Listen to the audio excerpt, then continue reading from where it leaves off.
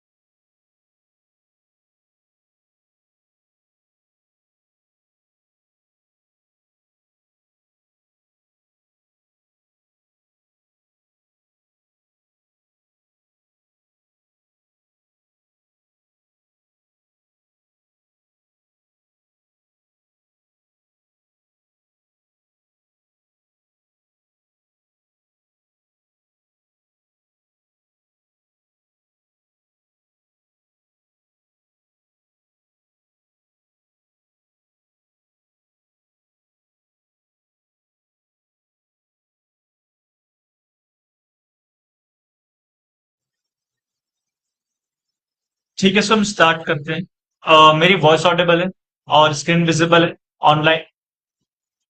Yes sir. ठीक है, सो आज हम डिस्कस करने जा रहे हैं ईबीएस। कल हमने देखा था एएमआई, राइट। एएमआई में कोई डाउट है तो बताओ मुझे। ऑफलाइन, ऑनलाइन, कोई डाउट है? नहीं सर। ठीक है। सो ये जो ईबीएस है, इसका फुल फॉर्म है इलास्टिक ब्लॉक स्टोरेज, राइट। ये आपका एक ऐसा सर्विस है।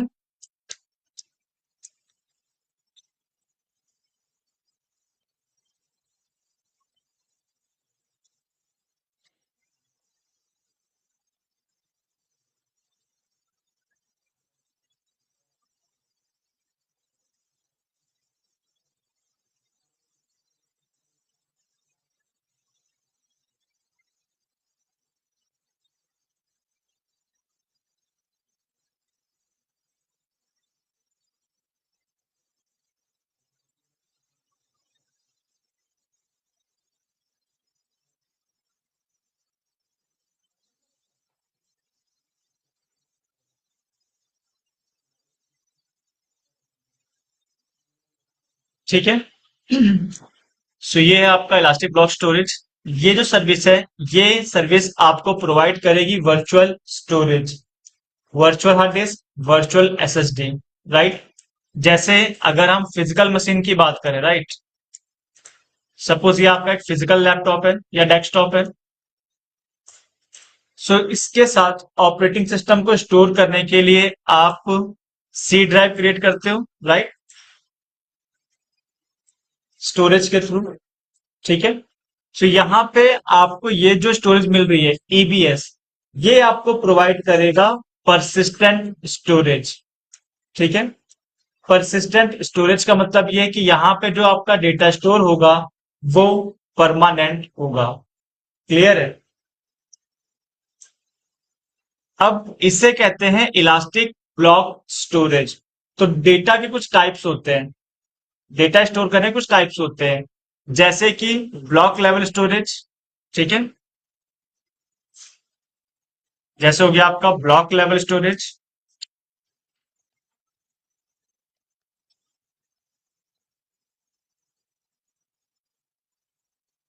सेकंड हो गया file level storage.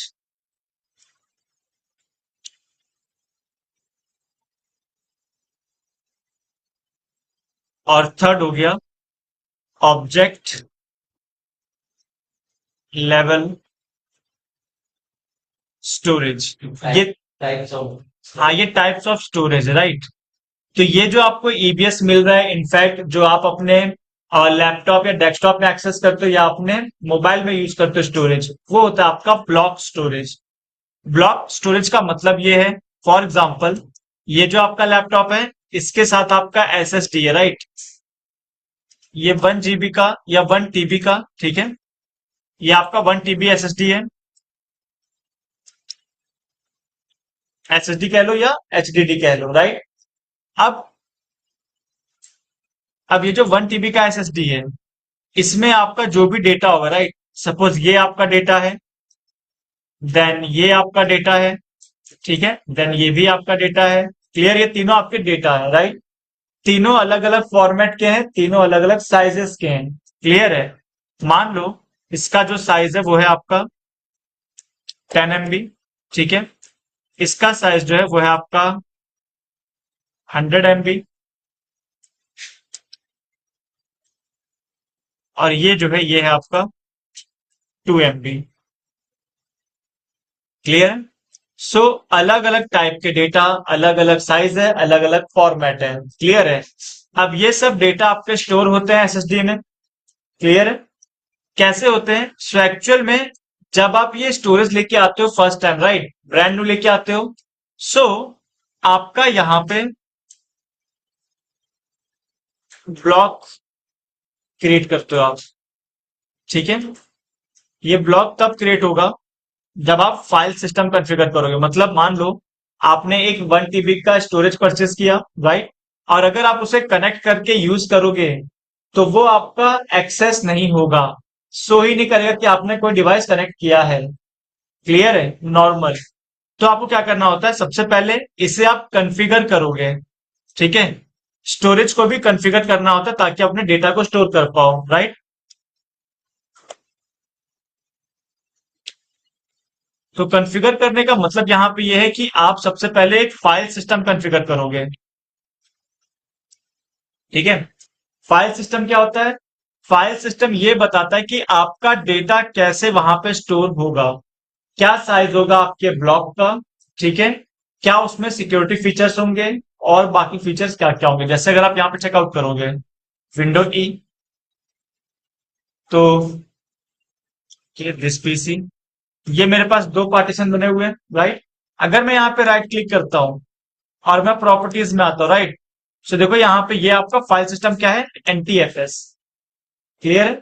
File system NTFS, right.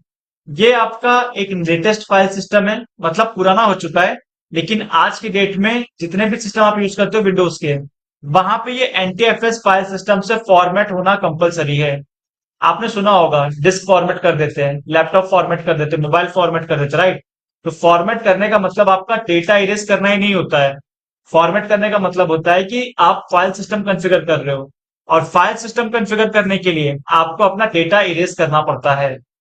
Clear है। क्योंकि अगर वहां पे डेटा रहेगा तो फाइल सिस्टम क्रिएट नहीं होगा। ठीक है। सो ये है आपका एनटीएफएस का फुल फॉर्म है न्यू टेक्नोलॉजी फाइल सिस्टम। ऐसे बहुत सारे फाइल सिस्टम है विंडोज के लिए, जैसे कि फैट 16, फैट 32, राइट। और भी अलग अलग सिस्टम के लिए अलग अलग आपके फाइल सिस्टम्स होते हैं। जैसे जितने भी डीएसए या डेटा साइंस के बच्चे होंगे, राइट, स्टूडेंट होंगे, उन्होंने सुना होगा हडूप। सुना है हडूप? क्या करता है हडूप?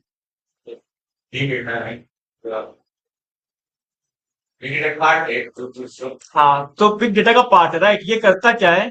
तो ये बेसिकली आपके बैच प्रोसेसिंग करता है, ठीक है।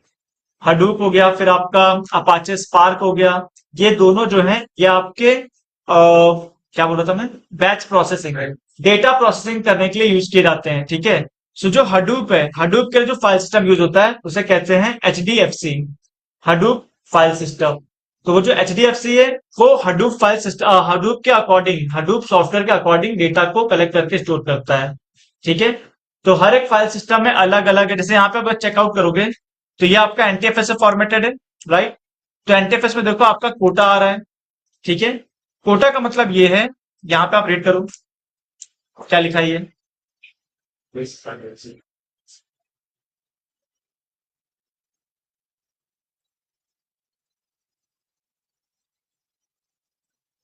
इजी लिखा हुआ है। कोटा का मतलब ये होता है, सपोज आपका लैपटॉप है, आपने वहां पे 4 यूजर बना के रखे हैं, राइट।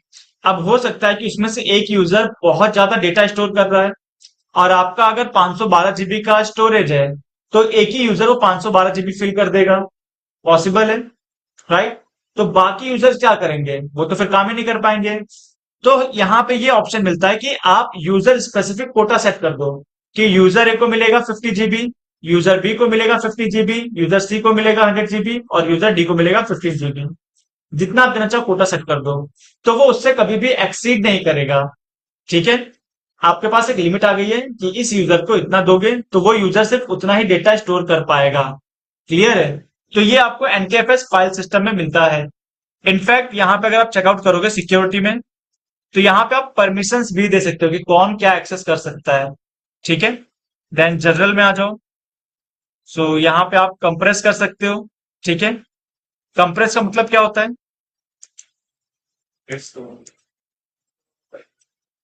क्या करना?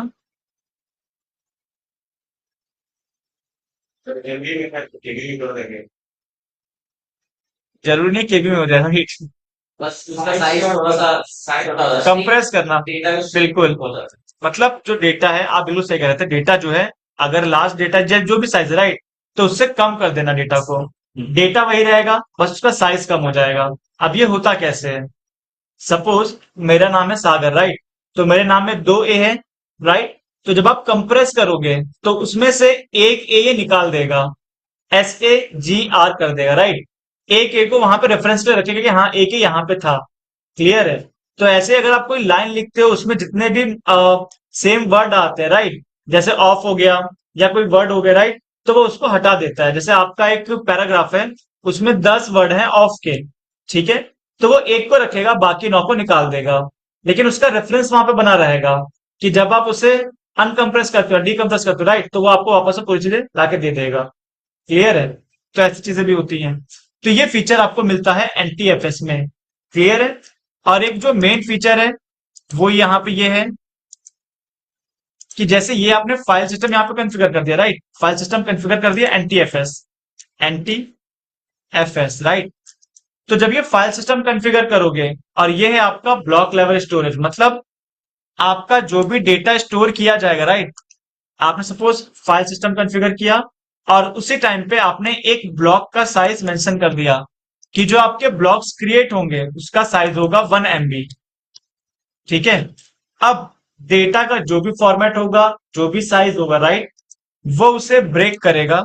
जैसे ये आ गया आपका 1 MB का, ठीक है, ये आ गया 1 MB का। अब टोटल कितना है? 100 MB, राइट।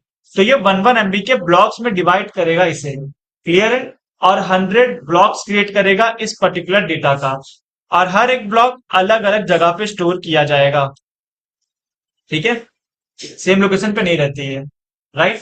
अब यहां पे देखो आपने 1 MB ले लिया है, मान लो आपके पास होता, ओके, 1 MB का ब्लॉक है, राइट। अब मान लो यहाँ पे जो आपका डेटा है वो है सिर्फ और सिर्फ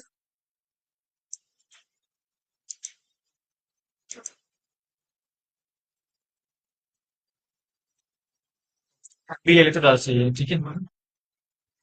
यहाँ पे जो आपका ब्लॉक साइज है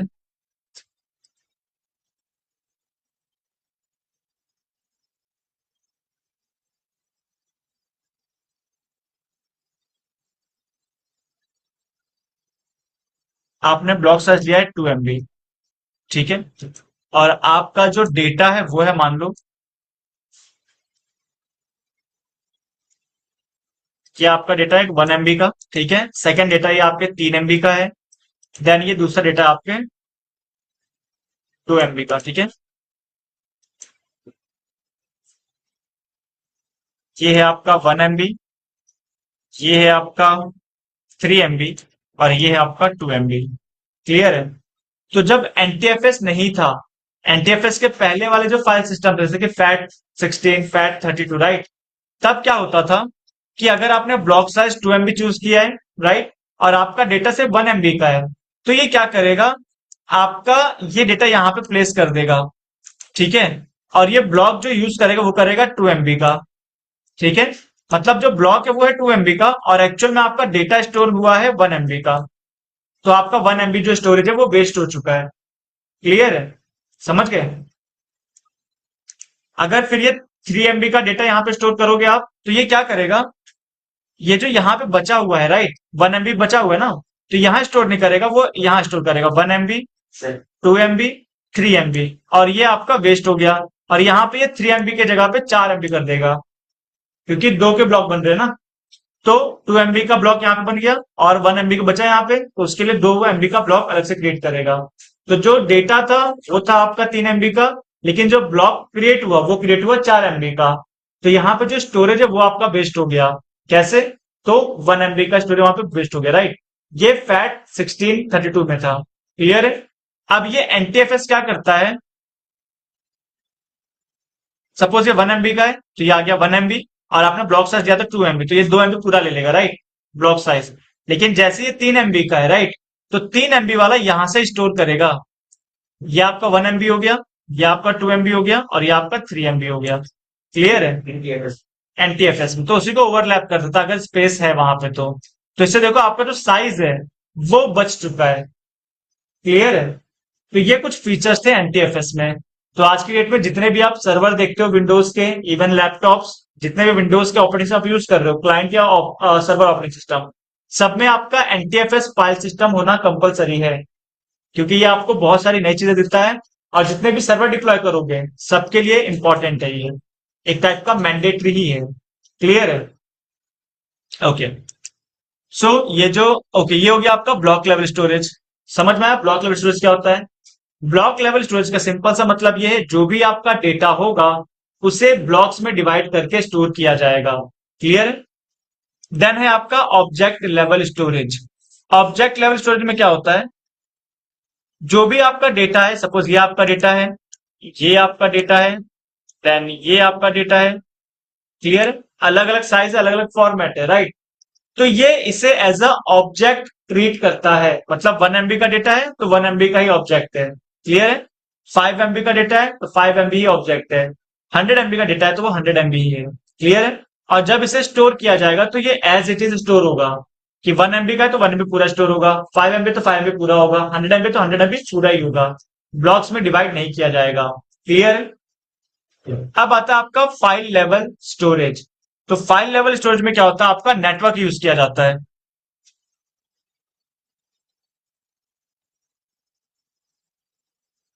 सपोज ये आपका एक नेटवर्क है, ठीक है। मान लो ये आपका एक लैन एनवायरनमेंट है। लैन समझते हो ना, लोकल एरिया नेटवर्क।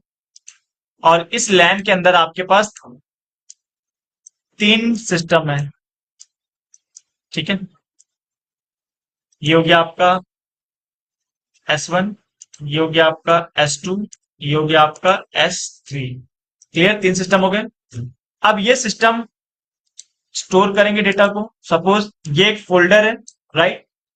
अब ये सिस्टम क्या करेगा, इसी फोल्डर को नेटवर्क पे शेयर कर देगा। मतलब ये जो नेटवर्क है, राइट, ये फोल्डर आ जाएगा आपके नेटवर्क पे। ओके।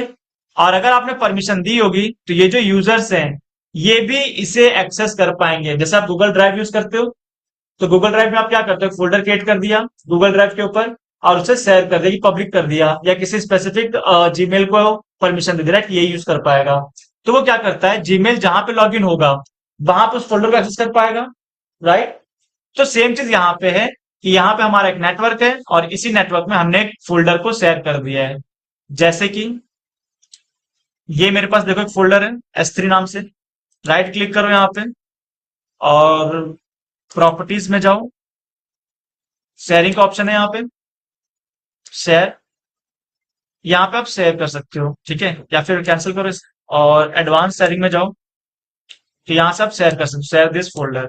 ओके, जो नाम देना चाहता है वो नाम दे दो, जिसको परमिशन देना चाहते हो परमिशन भी दे दो। देखो परमिशन पे आओगे, एवरीवन, राइट, किसी यूजर को ऐड करके परमिशन देना तो वो भी दे सकते हो, क्लियर है। और क्या परमिशन दे सकते हो, फुल कंट्रोल देना है कि चेंजेस देना है कि रीड देना है, ठीक है। रीड का मतलब वो सिर्फ रीड कर पाएगा, कुछ भी ऐड नहीं कर पाएगा। फुल में ऐड भी कर पाएगा, रीड भी कर पाएगा, डिलीट भी कर पाएगा, क्लियर है। तो ये चीजें हैं। अब जब आप इसे शेयर करते हो तो आपको मिलेगी कैसी चीजें, जब आप इसे शेयर कर दोगे तो जब आप विंडो ई करते हो तो वहां पे एक नेटवर्क ऑप्शन बन के आता है, यहाँ पे आप लोगों ने ध्यान दिया होगा लेकिन आज तक यूज नहीं किया होगा, राइट। तो जब इस नेटवर्क पे क्लिक करोगे तो नेटवर्क में जितने भी फोल्डर शेयर होंगे, दिख रहे हो यहाँ पे, ठीक है, तो वो आपके सामने यहाँ पे आ जाएंगे। और अगर आपको परमिशन होगी तो आप यहाँ से एक्सेस कर सकते हो सेम फोल्डर को। तो अगर आप डेटा स्टोर करोगे तो वो डेटा आपके फोल्डर में, आपके पास जो फोल्डर है उसमें स्टोर होगा, राइट, लेकिन वो फोल्डर है किसके पास, दूसरे सिस्टम पे। तो डेटा कहाँ स्टोर हो रहा है, उस सिस्टम पे, क्लियर है। सपोज आपने S2 में शेयर कर दिया फोल्डर और आपने इस फोल्डर को एक्सेस किया S1 से। S1 अगर इस फोल्डर के अंदर कुछ भी चीजें रखता है, राइट, सपोज S1 ने इस फोल्डर के अंदर कुछ भी चीजें डाल दी तो ये स्टोर कहाँ हो रही है, ये स्टोर हो रही है आपकी S2 के अंदर, राइट। तो ये था आपका फाइल लेवल स्टोरेज, कि आप फाइल में डेटा स्टोर कर, फाइल का मतलब फोल्डर हो गया, क्लियर है। अब एक चीज ये है इंपॉर्टेंट है कि फाइल लेवल स्टोरेज भी आपका बैकएंड में यूज करता है ब्लॉक लेवल स्टोरेज। कैसे, क्योंकि जो फोल्डर है वो कहां पर स्टोर हो रहा है, एसएसडी में, एचडीडी में। तो बैकएंड में तो आपका ब्लॉक लेवल स्टोरेज ही है, राइट, बस वो शेयर हो चुका है नेटवर्क पे, इसलिए हम उसे कहते हैं फाइल लेवल स्टोरेज, क्लियर है। ओके, सो ये आपके तीन है, राइट। अब ये जो ईबीएस है वो है आपका block level storage. Okay, so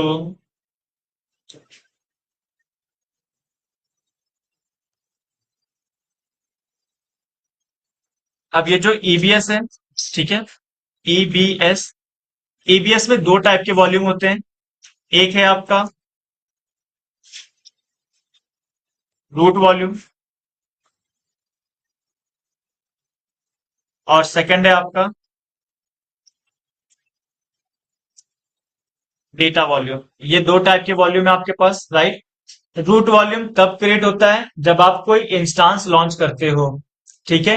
root volume का सिंपल सा मतलब ये है कि आप यहाँ पे ऑपरेटिंग सिस्टम स्टोर करने वाले हो, क्लियर है। डेटा वॉल्यूम बेसिकली क्या है, जहां पे आप नॉर्मल डेटा स्टोर करोगे, ठीक है। रूट वॉल्यूम आपका तभी क्रिएट होगा जब आप एक न्यू इंस्टांस लॉन्च करोगे तो उसके साथ एक by default root volume create होता है। डेटा वॉल्यूम आप बाद में क्रिएट कर सकते हो और उसे अटैच कर सकते हो अपने इंस्टांस के साथ, क्लियर है। ओके, अब यहाँ पे आपको बहुत सारे ऑप्शन देखने को मिल जाते हैं।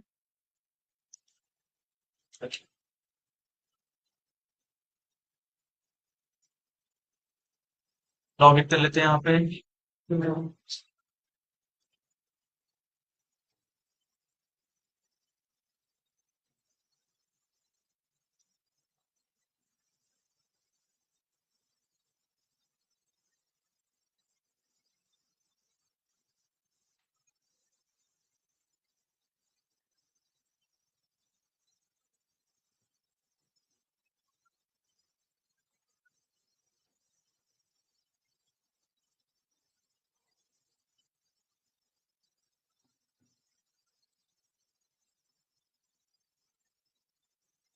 ठीक है, सिडनी में हम EC2।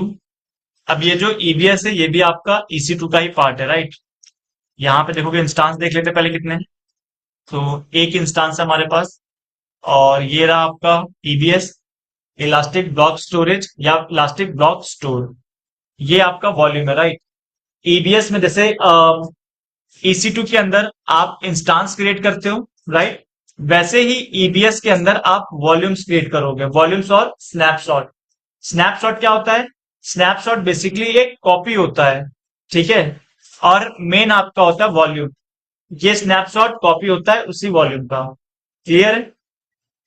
सो ये आपका वॉल्यूम है, और ठीक है, यहाँ पे देखो एक वॉल्यूम क्रिएटेड है, राइट। अब ये वॉल्यूम आपके मशीन के साथ है। आपने अगर चेकआउट किया तो मैंने आपको एक मशीन दिखाई थी यहाँ पे, इंस्टांस, राइट। और इसी इंस्टांस का एक वॉल्यूम क्रिएट हुआ है जो कि है रूट वॉल्यूम। ओके, ये आपका रूट वॉल्यूम। क्लियर है? अब यहां से देखो, अगर आप क्रिएट वॉल्यूम करते हो तो ये देखो, अब पहला आ गया आपका टाइप्स ऑफ वॉल्यूम। ओके, तो वॉल्यूम में भी आपको डिफरेंट टाइप्स मिलते हैं, जैसे कि आपके पास हो गया HDD, SSD, राइट। क्या डिफरेंस है दोनों में, HDD और SSD में? अगर मैं आपको 1 TB SSD दूं और 1 TB HDD दूं, तो आप क्या प्रेफर करोगे? SSD कितने लोग HDD के साथ हैं? एक दो। HDD ना, 3 लोग, चलो ठीक है। क्या चल रहा है? और कितने लोग साथ हैं SSD के साथ? चल SSD देन नंबर SSD बोला था आपने? हाँ चलो, 2 लोग ले तो कोई दिक्कत नहीं है, आप लोग भी चेंज करना कर सकते हो। ओके, सो ऐसा कुछ नहीं है कि आपके पास SSD ही होनी चाहिए, HDD बेकार है, ठीक है। हर किसी का यूज केस अलग अलग होता है। मान लो आपके पास पैसे कम है, फाइनेंशियल प्रॉब्लम है, तो आप SSD परचेस नहीं करोगे, लेकिन आपको स्टोरेज तो चाहिए, तब आप जाओगे HDD के ऊपर, राइट। SSD में भले ही आपको read and right speed fast मिलती है, मतलब परफॉर्मेंस हाई मिलता है SSD में, ठीक है, लेकिन HDD उतना भी स्लो नहीं परफॉर्म करता है। SSD में भी बहुत सारे आते हैं, जो RPM होता है ना, RPM पता होगा आपको, ये जो फैन रोटेट हो रहा है, राइट, ये RPM पे हो रहा है। तो जो HDD होता है उसके अंदर भी मोटर मोटर लगा होता है, राइट, वो भी आपका रोटेट करता है। तो जितना RPM आप हाई लोगे, जैसे इसके जो RPM आता है, आई थिंक वो आता है 3200, 5400 और 7200 के। तो जैसे पैसे डालोगे आपको अलग अलग RPM के मिलेंगे, वो भी परफॉर्मेंस वाइज अच्छे होते हैं, राइट। अब यहाँ पे ये चीज है कि अगर हार्ड डिस्क गिर गया तो वो खराब हो जाएगा, ठीक है। ऐसा क्यों? क्योंकि उसके अंदर जो प्लेटर होते हैं, जैसे आपने CD DVD देखी होगी ना, तो वैसे उसके अंदर प्लेटर होते हैं जिसके ऊपर आप राइट करते हो, तो वो डिसअलाइन हो जाते हैं, क्योंकि मैकेनिकल पार्ट है, गिरेगा तो वो डिसअलाइन हो जाएगा। SSD क्या है? आपका चिपसेट है, कि वो चिप्स के फॉर्म में अपना डेटा स्टोर करता है, तो अगर गिरता भी है तो उसके अंदर कोई मैकेनिकल पार्ट नहीं है, तो वो आपका डैमेज नहीं होता जल्दी, ठीक है। लेकिन जब हम बात करते हैं डेटा रिकवरी की, तो डेटा रिकवरी SSD में बहुत मुश्किल से होता है, जबकि HDD में आपका डेटा रिकवरी इजीली हो जाता है, ठीक है। तो ये दोनों पॉइंट्स है दोनों के, तो जिसको जो सही लगता है वो प्रेफर कर सकता है। ऐसा नहीं कि परफॉर्मेंस है तो आप SSD की तरफ जाओगे। मान लो आपने अपना डेटा वहां पे अपलोड कर दिया, राइट, SSD में, और वो फिर आपका बैकअप ही नहीं हो रहा है, बैकअप मतलब डैमेज हो गया है, तो आपका डेटा रिकवर नहीं हो रहा है वहां से, किस काम का। और वही आपने HDD ले ली, डेटा रखा, खराब हो गया, लेकिन फिर भी आपका डेटा जो है बैकअप आ सकता है, रिकवर हो सकता है, ठीक है। तो डिपेंड करता है। अब देखो यहाँ पे भी आपके पास ऑप्शंस है, राइट। SSD, ये 4 ऑप्शंस हैं, SSD, SSD, SSD, SSD, ठीक है। पहले तो इन्होंने डिवाइड किया है SSD के अंदर, राइट, कि आपके SSD है और HDD है। क्लियर? SSD में फिर 2 पार्ट में डिवाइड किया इन्होंने, एक है आपका जनरल पर्पस और एक है आपका प्रोविजन आयोप्स, ठीक है। HDD में 3 है आपके, cold HDD, throughput optimise HDD और मैग्नेटिक स्टैंडर्ड, ठीक है। सो अगर आपको नॉर्मल टास्क परफॉर्म करना है तब आप जाओगे जनरल पर्पस के साथ, ये आपको मतलब स्मूथ टास्क परफॉर्म करने में हेल्प करेगा, लेकिन जनरल पर्पस है, ठीक है, आप इसको कहीं पे भी यूज कर सकते हो। ये जो प्रोविजन आयोप्स है, ठीक है, इसमें आपको इनपुट आउटपुट पर सेकंड काफी ज्यादा हाई मिलता है, तो परफॉर्मेंस के अकॉर्डिंग ये और ज्यादा एडवांस है जनरल पर्पज से। सो अगर परफॉर्मेंस के अकॉर्डिंग एडवांस है, सो प्राइस में भी एडवांस होंगे, राइट। तो आप ऐसा नहीं कि अगर आपको परफॉर्मेंस मिल रहा है प्रोविजन आईओप्स में तो आप प्रोविजन आईओप्स ही लोगे। आपको प्राइस भी देखना है और आपका जो टास्क है वो कितना सही हो पा रहा है किस चीज पे। क्लियर है? सो हम देख लेते हैं यहाँ पे। अब देखो पहले तो दो ही था, जनरल पर्पस और प्रोविजन आईओप्स, राइट। अब जैसे से टाइम हो चुका, राइट, वैसे इन्होंने इनका भी एडवांस वर्जन दे दिया। देखो यहाँ पे है GP SSD GP2 general purpose second generation, right. जैसे इनको लगा कि हमें और देना चाहिए परफॉर्मेंस वाइज, तो इन्होंने क्या किया, GP3 लॉन्च कर दिया, general purpose third generation. Clear है? सेम आईओ इन्होंने किया कि IO1 था पहले, ठीक है, इनपुट आउटपुट ऑप्टिमाइज वाला IO1 था। अब इन्होंने एक और दे दिया IO2 के नाम से। क्लियर है? अब इसका हम पहले साइज चेक कर लेते हैं। तो हम स्टार्ट करते हैं मैग्नेटिक से। मैग्नेटिक का साइज देखो क्या है,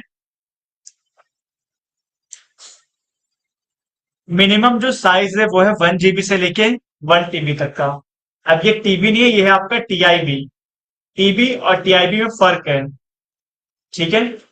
टीबी और TIB दोनों ही स्टोरेज के लिए यूनिट्स हैं जो डेटा स्टोर करने के काम आते हैं, लेकिन जो टीबी है ये यूज करता है डेसिमल फॉर्मेट डेटा को स्टोर करने के लिए, जबकि जो TIB है ये आपका यूज करता है बाइनरी फॉर्मेट, ठीक है। बाइनरी फॉर्मेट बहुत ज्यादा एक्यूरेट होता है as compared to decimal, right. तो इसीलिए जितने भी क्लाउड प्लेटफॉर्म होते हैं वो सब TIB यूज करते हैं, ठीक है। तो यहां पे देखो मिनिमम आपको मिल रहा है 1 GIB, मैक्सिमम मिल रहा है आपको 1 TIB या 1024 GIB कह सकते हो। क्लियर है? ये इसकी मैक्सिमम कैपेसिटी है। यहाँ पे देखो आईओप्स नहीं मिल रहा है। अब यहाँ पे दो चीज है, आईओप्स एंड थ्रूपुट, ठीक है। ये दो चीजें पता है आपको क्या होती है?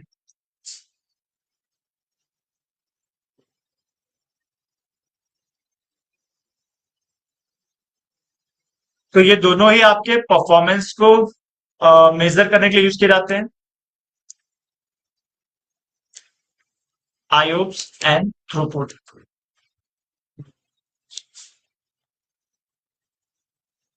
आईओप्स का फुल फॉर्म है यहाँ पे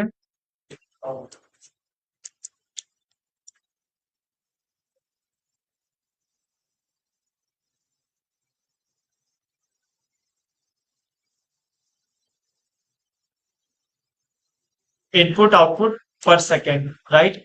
और थ्रूपुट बेसिकली आपका है data transfer.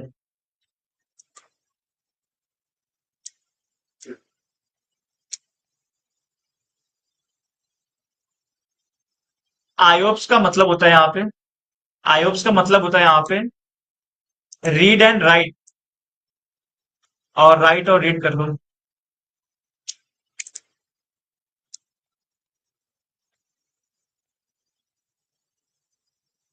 Read and write capacity provide करता है, मतलब अगर आपके पास कोई डेटा है, आप उसमें अगर फाइल क्रिएट कर रहे हो, राइट, तो कितने फास्टली वो डेटा वहां पे राइट कर पा रहा है, ठीक है। जब आप डेटा एक्सेस कर रहे हो तो कितना फास्टली आप उसे रीड कर पा रहे हो, ठीक है। थ्रूपुट का मतलब है डेटा ट्रांसफर से, मतलब आपका कुछ डेटा यहाँ पे स्टोर है, ठीक है, और अगर आप उसे एक्सेस करते हो, राइट, नेटवर्क पे, तो वो कितना फास्ट आपके पास ट्रांसफर हो रहा है। जैसे कि आप चीजें डाउनलोड करते हो, राइट, तो डाउनलोड या अपलोड करते हो तो क्या हो रहा है, आपका डेटा जो है वो ट्रांसफर हो रहा है। अपलोडिंग के टाइम पे क्या होता है, आपके सिस्टम से डेटा ट्रांसफर होता है, राइट। तो जब भी आप इंटरनेट लेते हो, वाईफाई लगवाते हो, राइट, तो वहां पे आपको मिलता है कि आपका 100 MBPS होगा। या 100 MBPS क्या है? सो 100 MBPS स्पीड है डेटा ट्रांसफर की। क्लियर है? और जबकि अगर आपके पास कोई स्टोरेज है, आप उसमें डेटा राइट करते हो और रीड करते हो, तो वो आपका आ जाता है थ्रूपुट के अंदर। क्लियर है? ऑल राइट, ये मेनली आपके जो DA DS वाले हैं उनके लिए बहुत इंपॉर्टेंट है, क्योंकि आप डेटाबेस से हमेशा डेटा फेच करते हो, डेटा वेयरहाउस से हमेशा डेटा फेच करते हो, राइट, डेटा लेक से हमेशा डेटा अपलोड करते हो, तो ये सारी चीजें। क्लियर है? तो यहाँ पे आप साइज चेक कर सकते हो, इसका है 1 GIB 1 TIB। ओके, एक चीज और है, अब ये जो आपके वॉल्यूम्स हैं ये हमेशा होते हैं जोनल लेवल पे, मतलब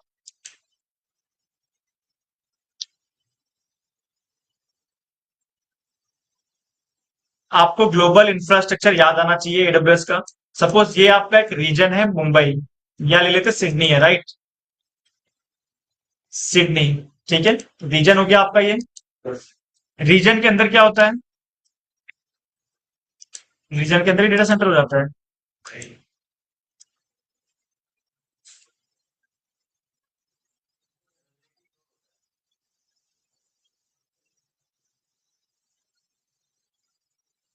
तो ये हो गए आपके एजीज, राइट?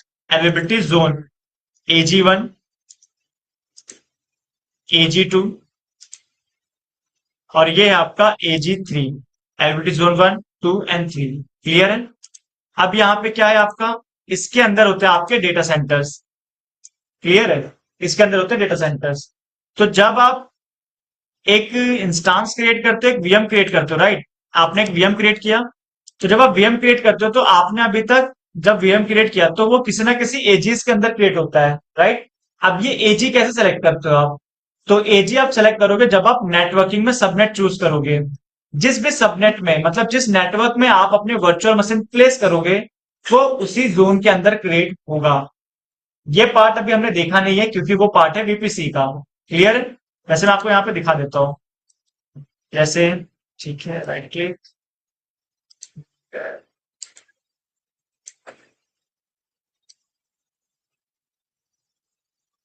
EC2। सो अभी आप देख सकते हो, आप सिडनी में हम लोग, राइट? इंस्टांस पे आ जाओ, लॉन्च इंस्टांस। सो अभी तक आप क्या कर रहे थे, एक मशीन को लॉन्च कर रहे थे, राइट? जैसे ये हमारा हो गया उबंटू। स्क्रॉल डाउन, बाकी सारे से सेम रखते हैं। ये हो गया आपका, ठीक है? और ये हो गया आपका नेटवर्क, राइट? एडिट करो तो ये आपका VPC हो गया, ठीक है? और इसके अंदर ये है आपका सबनेट। जैसे आप सबनेट चूज करोगे, राइट? ये सबनेट चूज किया आपने, तो यहाँ पे आप देख सकते हो क्या लिखा हुआ है यहाँ पे, किस जोन के अंदर है ये? 2C, right? Availability zone AP south east 2C। Clear है? अगर आप यहां फिर से क्लिक करोगे, ये क्या है आपका 2B, राइट? और अगर स्क्रॉल करोगे तो ये है आपका 2A।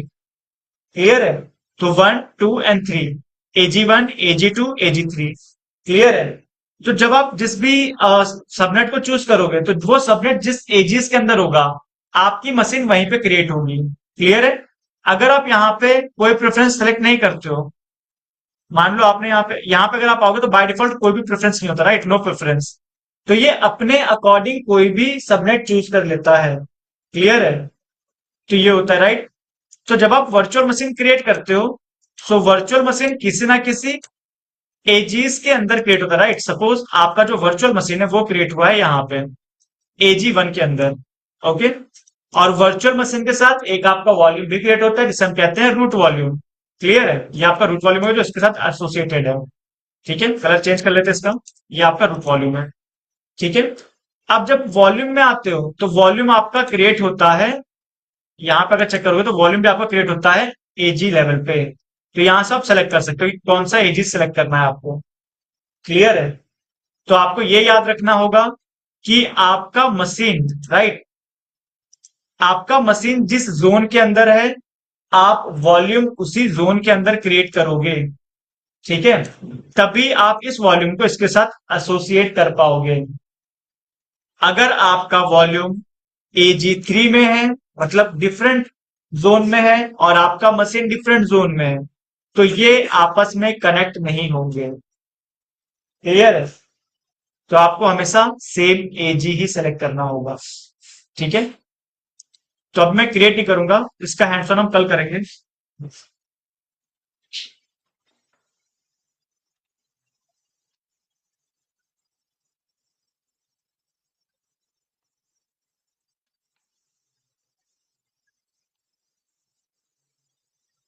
ठीक है, सो कहां गए?